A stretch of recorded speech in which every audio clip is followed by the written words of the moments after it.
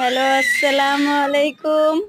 এই যে দেখো আজকে আমি বাইলা মাছ, অনেক মানুষ বেলে মাছ বলে, ছোট ছোট বেলে মাছ। তোমার 1 থেকে 3 ইঞ্চি বা 4 ইঞ্চি আন্দাজে হইব এরকম বেলে মাছ।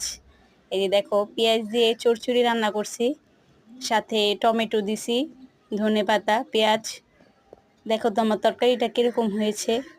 আসলে এই শীতের দিনে এই চড়চড়ি তরকারি কিন্তু অনেক ভালো লাগে। এই যে দেখছো, এটা হচ্ছে বাইলা মাছ রান্না করছি।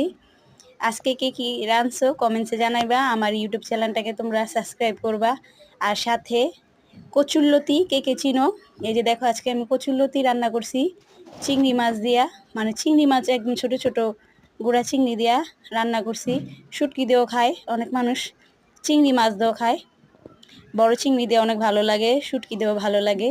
দেখো আমার আজকের রান্না এই যে।